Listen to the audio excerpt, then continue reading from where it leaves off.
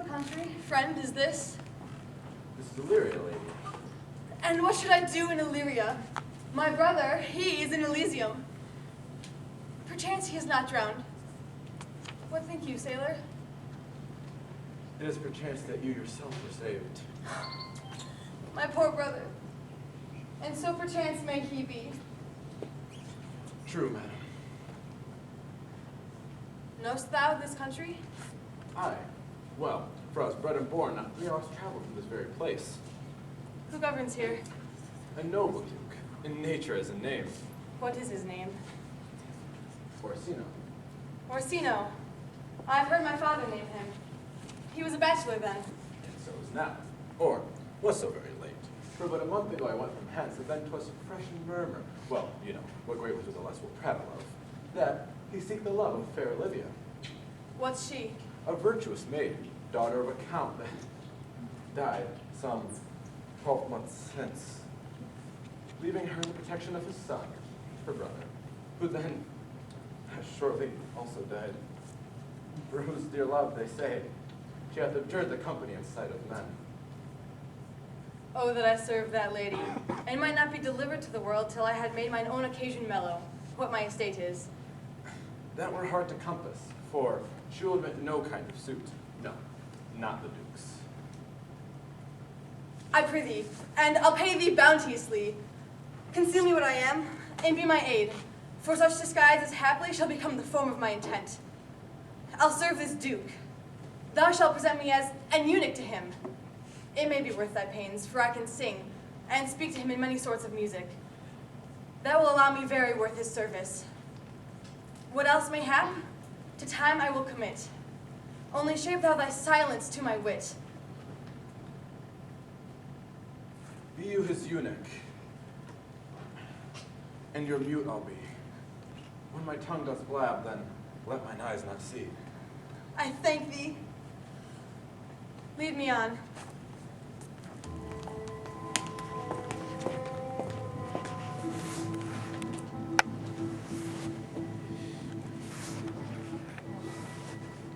Music, the food of love, play on. Give me excess of it, at subverting the appetite be sickened, and so die. That strain again, oh, it had a dying fall. It came o'er my ear like the sweet sound of breeze upon a bank of violets, stealing and giving odor. Enough, no more, no sweet now as it was before. When mine eyes did see Olivia first, methought she purged the air of pestilence. That instant I turned to her heart, and my desires, like fell and cruel hounds, have e'er since pursue me. How now? What news from her? So please, my lord, I might not be admitted, but from her handmaid you return this answer. The element itself, though 7 years he shall not behold her face say unto view, but like a cloistress, she will veil and walk, and water once a day her chamber round with eye-offending brine. All this to season a brother's dead love, which she would keep fresh and lasting in her sad remembrance. Oh, she that hath a heart such fine frame, to pay this debt of love, but to a brother. Oh, how does she love, when rich golden shaft had pierced the flock of all affections else, when liver, heart, and brain, these sovereign thrones are supplied and filled with one self-king. Ah, for way before me, sweet beds and flowers, love thoughts lie rich with canopied bowers.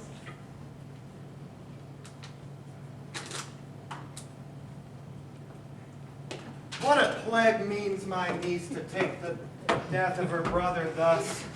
I am sure care's an enemy to life. By my troth, Sir Toby, you must come in earlier nights. Her cousin, my lady, takes great exceptions to your ill hours. That quaffing and drinking will undo you. I heard my lady talk of it yesterday. And of a foolish knight that you brought in one night here to be her wooer. Who? Sir Andrew Aguchi? Aye, he. Well, he's as tall a man as any in Illyria. What's that to the purpose?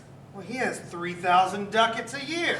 Aye, but he'll have but a year in all these ducats. He's a very fool and a prodigal. Fie that you say so. He plays the viol da gamba and speaks 3 or 4 languages from memory without book. And he has all the good gifts of nature. He hath indeed.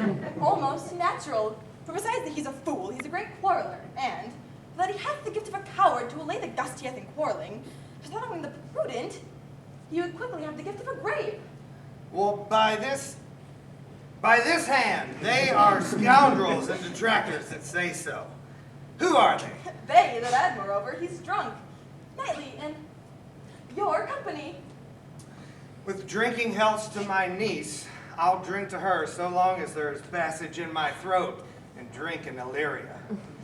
Oh, why, here comes Sir Andrew Ague. What's his face now? Sir Toby Belch! How now, Sir Toby Belch? Oh, sweet Sir Andrew. Bless you, fair shrew. And you too, sir. Accost, Sir Andrew, accost. What's that? My niece's chambermaid. Oh, good Mistress Accost, I desire better acquaintance. My name is Mary, sir. Good Mistress Mary Accost. You mistake me. Accost is front her, board her, woo her, assail her. By my troth, I would not undertake her in this company. Is that the meaning of accost? Fare you well, gentlemen. Oh, knight, thou lackest a cup of canary. When have I seen thee so put down? Whew, never in my life, methinks, unless I see a cup of canary put me down. Sometimes methink I have no more wit than a Christian or an ordinary man has, but I'm a great eater of beef, and I believe that does harm to my wit. No question. If I thought that, I'd forswear it. I'll ride home tomorrow, Sir Toby. Oh, pourquoi, my dear knight? Sir Toby, your niece will not be seen. And if she be at 4 to 1 shall none of me, the Count here hard by woos her. Oh, she'll have none of the Count. She swore this to me.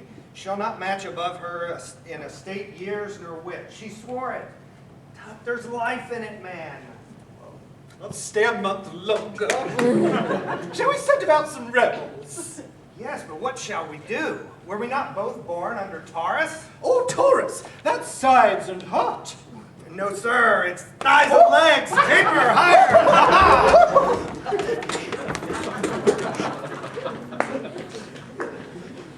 If the two continue these favor stories, Cesario, you are like to be much advanced. He hath known you but 3 days, and already you are no stranger. I thank you. Here's the count. Cesario! On your attendance, my lord. Stand you well aloof. Cesario, I have unclasped for you the book of even my secret soul. Therefore, bid you, address thy gale unto her, stand at her doors, and tell them there thy fixed foot shall grow till the avoidance. Sure, my noble lord. If she be so abandoned to her sorrow as it is spoke, she never will admit me. Be clamorous and leap all civil bounds, rather than make me profited returns. Say I do speak with her, my lord. What then? That unfold the passion of my love. Surprise her with discourse of my dear faith. It shall become thee well to act my woes. She will attend it better than thy youth than in annuncios of grave aspect. I think not so, my lord. Dear lad, believe it. Thy happy years still yet belie. That say, thou art a man. Thine lip is not more smooth and rubious, and thy small pipe is as a maiden's, shrill and sound, and all the simulative of a woman's part. I know thy constellation is right out for this affair. Prosper well in this, and thou shalt live as freely as my lord, and to call his fortunes thine. I'll do my best to woo your lady. Yet a barful strife, whoe'er I woo, myself would be his wife. Tell me where thou hast been. My lady will hang thee for thy absence. Oh, let her hang me.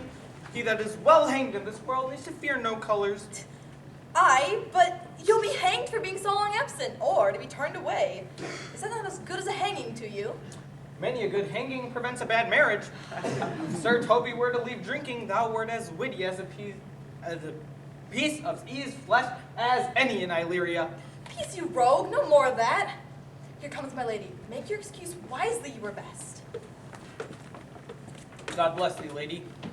Take the fool away. Do you not hear, fellows? Take away the lady. Go to. You're a dry fool. I'll know more of you. Besides, you grow dishonest. 2 faults, Madonna, that drink and good counsel will amend, for give the dry fool drink, then is the fool not dry? The lady bade take away the fool, therefore, I say again, take her away. Sir, I bade them take away you. Good Madonna, will you give me leave to prove you a fool? Can you do it? Dexterously, good Madonna. Make your proof. Good Madonna, why mournest thou? Good fool, for my brother's death. I think his soul is in hell, Madonna. I know his soul is in heaven, fool. A more fool to mourn for your brother's soul being in heaven. The lady bade take away the fool, therefore take her away. What think you of this fool, Malvolio? Doth he not mend? I admire your ladyship takes delight in such a barren rascal. Ugh, I saw him put down the other day with an ordinary fool that has no more brains than a stone. Look you now, he's out of his guard already. Unless he laugh and it's occasion to him. Ugh, he is gone. You are sick of self-love, Malvolio, encased with a distempered appetite. To be generous, guiltless, and of free disposition is to take those things for bird bolts that you deem cannon bullets. There's no slander in a loud fool, though he do nothing but rail, nor no railing in a known discreet man, though he do nothing but reprove. Madam, there's at the gate a young gentleman much desires to speak with you. From the Count Orsino, is it? I know not, madam. 'Tis a fair young man, and well attended. Go you, Malvolio. If it be a suit from the Count, I am sick or not at home, which you will to dismiss it. Now you see, sir, how your fooling grows old, and people dislike it. By mine honor hath drunk! Cousin, how have you come so early by this lethargy? Lechery? I defy lechery. There's one at the gate. Ay, Mary, what is he? He may be the devil. Faith have I care not. It's all one.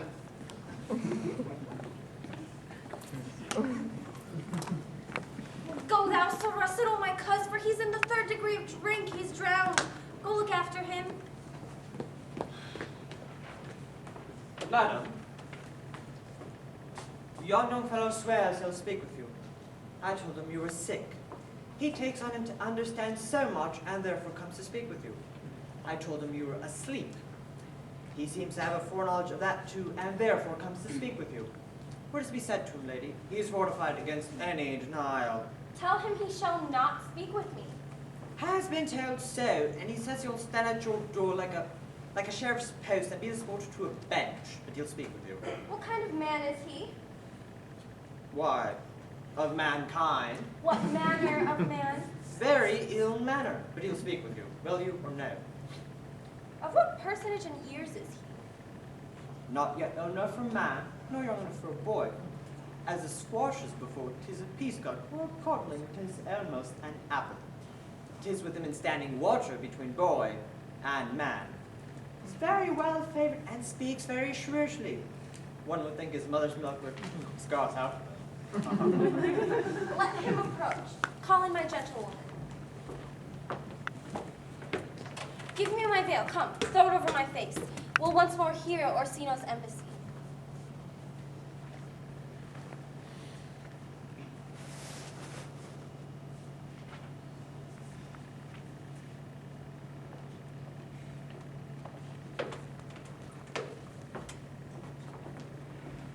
The honorable lady of the house, which is she?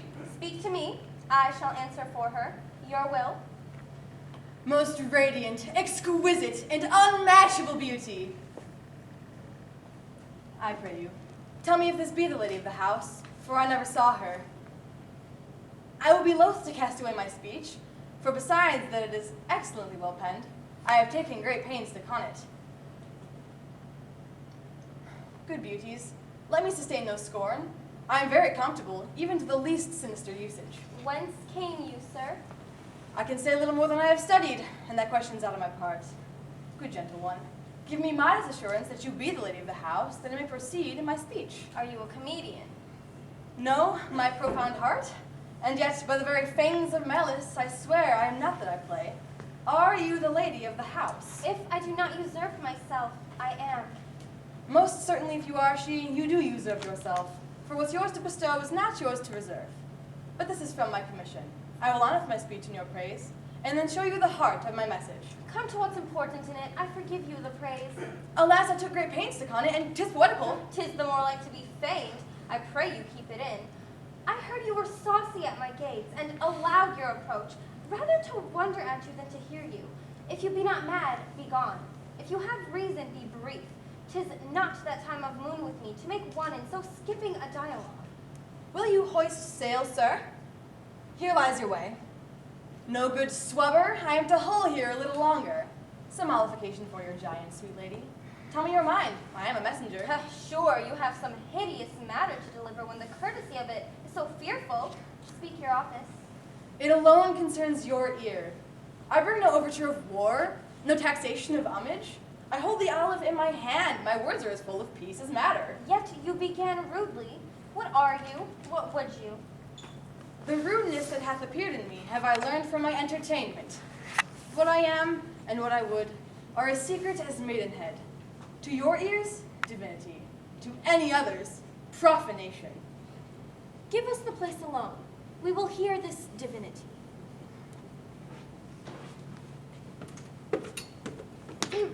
Now, sir, what is your text? Sweet lady. A most comfortable doctrine, and much may be said of it. Where lies your text? In Orsino's bosom. In his bosom? In what chapter of his bosom? To answer by the method in the first of his heart. I have read it. It is heresy. Have you no more to say? Good madam, let me see your face. Have you any commission from your lord to negotiate with my face? You are now out of your text. But we will draw the curtain and show you the picture. Look you, sir, such a one I was this present. 'Tis not well done. 'Tis excellently done. If God did all. 'Tis in grain, sir, will endure wind and weather. 'Tis beauty truly blent, whose red and white nature's own sweet and cunning hand laid on. Lady, you are the cruelest she alive if you will lead these graces to the grave, and leave the world no copy. I will not be so hard-hearted. I will give out divers schedules of my beauty. It shall be inventoried, and every particle and utensil labeled to my will. As item, 2 lips, indifferent red. Item, 2 brown eyes, with lids to them. Item, 1 neck, 1 chin, and so forth. Were you sent hither to praise me? I see you what you are. You are too proud. But if you were the devil, you are fair. My lord and master loves you. Such a love could be but recompensed, though you were crowned the nonpareil of beauty. How does he love me? With adorations, fertile tears, with groans that thunder love, with sighs of fire. Your lord does know my mind. I cannot love him. Yet I suppose him virtuous, know him noble, of great estate, of fresh and stainless youth, in voices well divulged, free, learnt, and valiant, and in the dimension and the shape of nature a gracious person. Yet I cannot love him. He might have took his answer long ago. If I did love you in my master's flame, with such a suffering, such a deadly life, in your denial I would find no sense. I would not understand it. Why? What would you? Make me a willow cabin at your gate, and call upon my soul within the house. Write loyal cantons of contented love, and sing them loud, even in the dead of night. Hallow your name to the reverberate hills, and make the babbling gods of the air cry out, Olivia! Olivia! You should not rest between the elements of air and earth, but you should pity me. You might do much. What is your parentage? Above my fortune, yet my state is well. I am a gentleman. Get you to your lord, I cannot love him. Let him send no more, unless, perchance, you come to me again to tell me how to face it. Fare you well. I thank you for your pains. Spend this for me. I am no feet post, lady. Keep your purse. My master, not myself, lacks recompense. Love make his heart of flint that you shall love, and let your fervor, like my master's, be placed in content. Farewell. Fair cruelty. What is your parentage? Above my fortunes, yet my state as well. I am a gentleman. I'll be sworn thou art. Thy tongue, thy face, thy limbs, actions, and spirit do give me fivefold blazon. Not too fast. Soft, soft. Unless the master were the man. How now? Even so quickly may one catch the play? Methinks I feel this youth's perfections with an invisible and subtle stealth to creep in at mine eye. Well, let it be. What ho, Malvolio? Madam, at your service. Run after that same peevish messenger, the county's man. He left this ring behind him. What I or not tell him, I'll none of it. Desire him not to flatter with his lord, nor hold him up with hopes. I am not for him. If that the youth come this way tomorrow, I shall give him reasons for it. Hi thee, Malvolio. Madam, I will.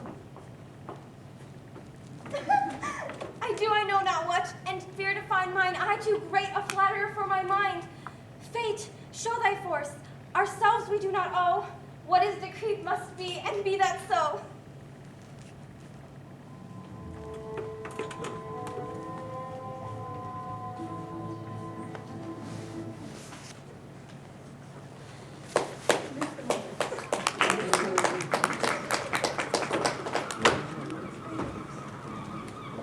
Will you stay no longer?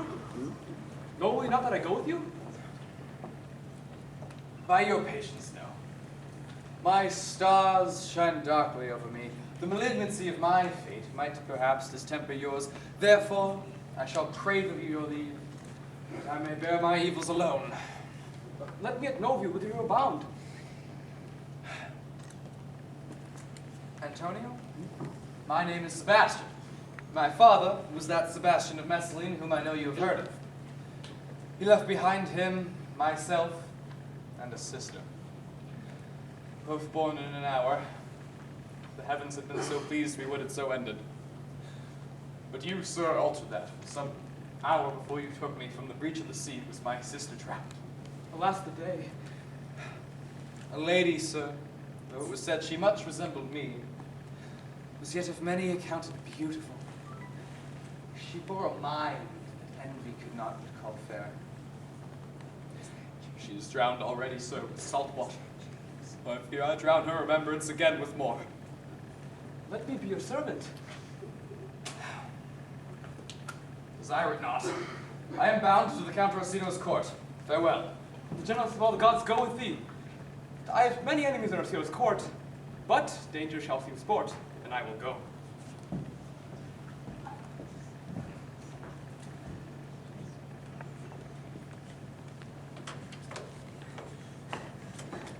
You there! We're not driven now of the Countess Olivia. Even now, on a moderate pace, I have since arrived but hither. She returns this ring to you, sir. You might have saved me my pains to have taken it away yourself. She adds, moreover, that you should put your lord into a desperate assurance that she will none of them. And one thing more, that you never be so hardy to come again in his affairs, unless it is to report your lord's taking of this. Receive it so. She took the ring of me, how none of it. Come, sir, you pinch it through to her, and her will is it should be so returned. If it be worth stooping for, there it lies in your eye. If not, be it is that binds it. Thank you. I left no ring with her. What means this, lady? Fortune forbid my outside have not charmed her. She made good view of me, indeed, so much that methought her eyes had lost her tongue, for she did speak in starts, distractedly. She loves me, sure. The cunning of her passion invites me in this churlish messenger. None of my lord's ring. Why, he sent her none. I am the man, if it be so, as 'tis. Poor lady, she were but of a dream. Disguise, I see thou art a wickedness, wherein the pregnant enemy does much. How easy is it for the proper false in women's waxen hearts to set their forms? Alas, our frailty is the cause, not we, for such as we are made of, such we be. How will this fadge? My master loves her dearly, and I, poor monster, fond as much on him, and she, mistaken, seems to dote on me. What will become of this? As I am man, my state is desperate for my master's love. As I am woman, now alas the day. What thriftless sighs shall poor Olivia breathe? O time, thou must untangle this, not I. It is too hard a knot for me to untie.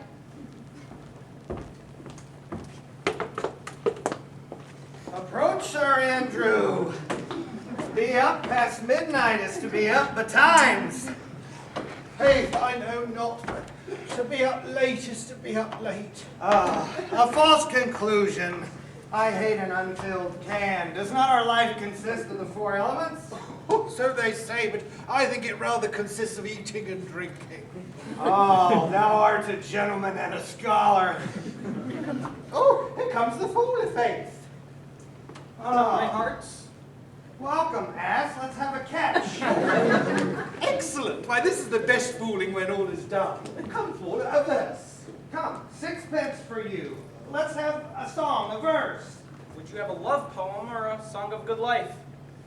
Yes, let's have a love song, a love poem. I care not for good life.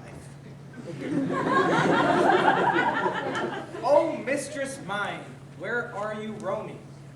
Oh, stay and hear your true love's coming, that can sing both high and low. Trip no further, pretty sweeting, journeys end in lovers' meeting.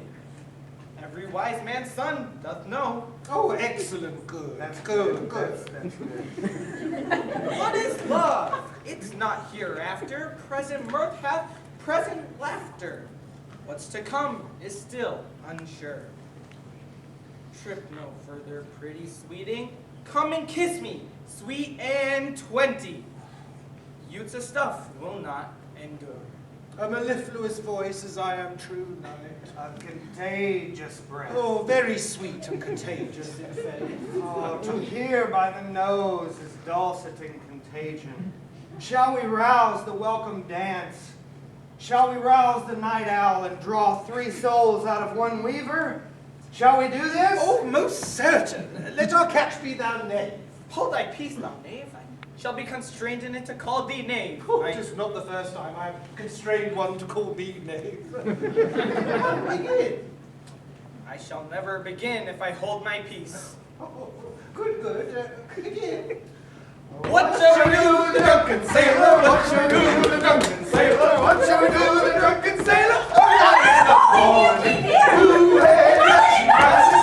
Hoo-hey, up she rises. Hoo-hey, up she rises. Early in the morning. Standing in the sun with a rusty razor. Standing in the sun with a rusty razor. Standing in the sun with a rusty razor. Early in the morning. My master! Are you mad or what are you? Have you no wit, manners, nor honesty, but to gabble like tickers at this time of night? Without any conscience, any mitigation or remorse of voice, is there no respect of place, persons, or time in you? We did keep time in our catch, sir. Snack up! Sir Toby, I must be round with you. My lady bade me to tell you, though she harbors you as her kinsman, she is nothing allied to your disorders. If you can separate yourself and your misdemeanors, you are welcome to the house. If not, and it would please you to take leave of her, she is very willing to bid you farewell. Out of tune, sir, ye lie. Because thou art the steward, thou think that art more virtuous than us, that shall there be no more cakes and ale for us. Rub your chain with crumbs. A stoup of wine, Maria. Mistress, marry! This is much credit to you. If you prize my lady's favorite at anything more than contempt, you would not give means for this. Civil rule. She shall know it by this hand. Go shake your ears. Sweet Sir Toby, let me alone with him. If I do not gull him into a neighbor to make him a common recreation, do not think I have wit enough to lie straight in my bed. I know I can do it. Possess us, tell us something of it. Marry, sir, sometimes he is a kind of Puritan. Oh, if I thought that, I'd beat him like a dog. The devil of Puritan that he is, or anything constantly, but a time pleaser. An affectionate ass that cons state without book, and utters it by great swaths. The best persuaded of himself so crammed, as he thinks, with excellencies that it is his grounds of faith that all that look on him love him. And on that vice in him will my revenge find notable cause to work. What wilt thou do? I will drop in his way some obscure epistles of love, wherein, by the color of his beard, the shape of his leg, the manner of his gait, the expression of his eye, forehead, and complexion, he will find himself most feelingly personated. I can write very much like my lady your niece. On a forgotten matter, we can hardly make distinction of our hands. I smell a device. I have it in my nose, too. So, he shall think by the letters that thou wilt drop that they are from your niece and that she is in love with him. My purpose is indeed a horse of that color. Oh, and your horse will make him an ass. Ass I doubt not. Oh, 'twill be admirable. Sport royal, I warrant you. I know my physical work with him. I will plant you two, and let Fabian make a third, where he shall find the letter. Observe his construction of it. For this night, to bed, and dream of the event. Farewell. Good night, Penthesilea. Before me, she's a good wench. Oh, she's a true-bred beagle, and one that adores me. What of that? I was adored once, too. Come, knight, to bed we must go, and besides, thou hast need to send for more money. Oh, what shall we do with the drunken sailor? What shall we do with the drunken sailor? What shall we do with the drunken sailor? Early in the morning.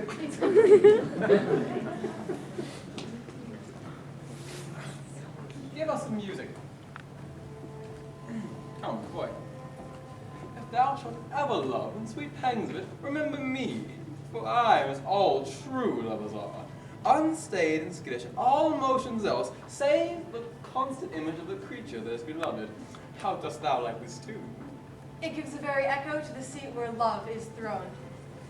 Thou dost speak masterly! My life upon it, young thou art, thine eye hath stayed upon something that it loves, hath it not, boy? A little, by your favor. Ooh, what kind of woman is it? Of your complexion. Oh, she is not worth thee then. What years, I faith? About your years, my lord. Oh, too old, by heaven! Huh, let still the woman take an elder than herself. So she wears to him, so sways she level in her husband's heart. Oh boy, however we do praise ourselves, our desires are more giddy and unfirm, or longing and wavering, sooner lost and won than a woman's are. I think you well, my lord.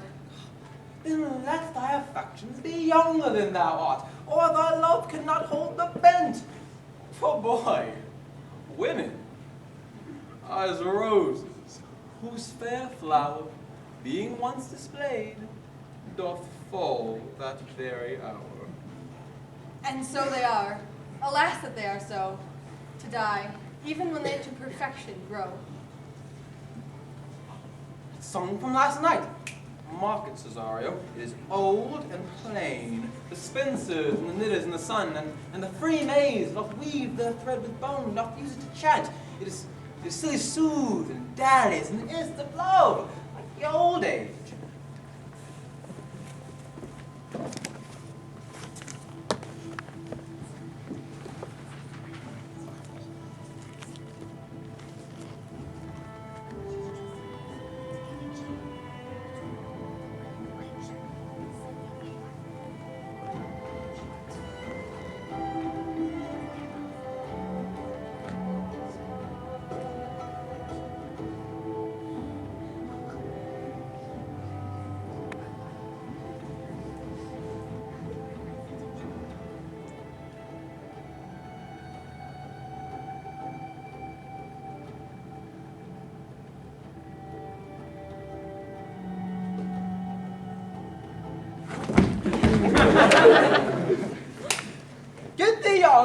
sovereign cruelty, tell her, my love, more noble than all the world, that prizes not quantity of dirty lands, the parts that fortune hath bestowed upon her, and I hold as giddily as a fortune that miracle and queen of gems that nature pranks her and attracts my soul. But if she cannot love you, sir, I cannot be so answered. sooth but you must. Oh. Say that some lady, as perhaps there is, hath for your love as great a pang of heart as you have for Olivia. You cannot love her. You tell her so. Must she not then be so answered? There is no woman's size to bide the beating of a passion so strong as love doth give my heart. No woman's heart so big to hold so much they lack retention. Alas, their love may be called but an appetite, no motion of the liver but of the palate. They suffer surfeit, employment, and revolt. But mine is as hungry as the sea, and can digest as much. Make no comparison between a love a woman can bear me and the love that I do owe Olivia. Aye, but I know. What dost thou know? Too well what love women to men may owe. In faith, they are as true of heart as we. My father had a daughter loved a man, as it might be, were I a woman, I should your lordship.